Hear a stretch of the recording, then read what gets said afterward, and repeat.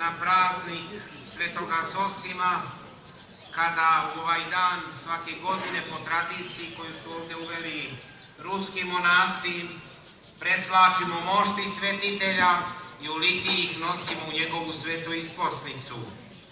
Ovo je veliki dan za manastir Tumane i veliki dan za sve nas zajedno koji smo se sabrali u ovoj svetinji koja ove godine puni 630 godina svoga postojanja, da se pomolimo Bogu, da se zamolimo Svetome Zosimu i Svetom Jakovu, da nas molitveno zaštite, zakrile, blagoslove, utvrde u veri, iscele naše bolesti, daruju nam svako dobro i pre svega ono što je korisno za naše spasenje. Hvala svima što ste došli. Raspored za današnji dan je sledeći. U 9 sati počinjemo svetu liturgiju. Molim vas, liturgija će biti služena dole na platovu, dakle na Letnjikovcu, pa da budemo zajedno svi dole na liturgiji.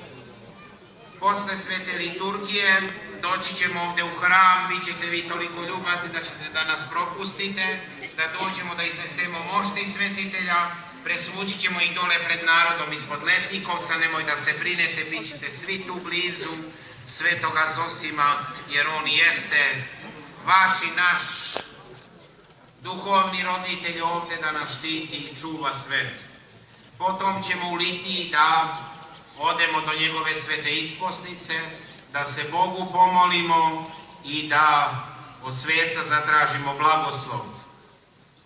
Oni koji su došli za molitve, molim vas, evo sada ponavljam, uzmite to, molim vas, poslušajte sada šta pričamo.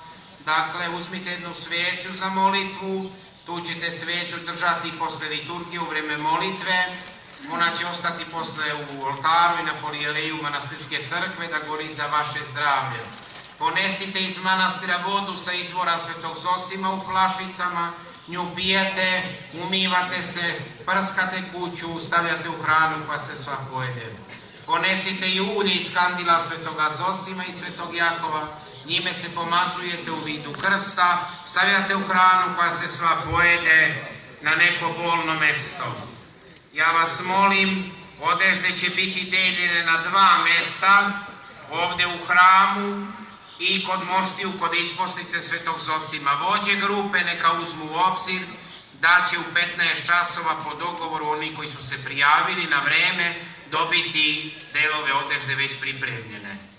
Hvala vam, još ćemo vam dati informacije koje su potrebne. Dakle, još jednom ponavljam za molitvu koje, bilo koju molitvu, da li za zdravlje, da li za porod, da li za blagoslov Božji napred, za šta god ste došli, uzmite jednu sveću koja će da gori u oltaru, uzmite vodu i ulje iz kandila svetitelja. Hvala.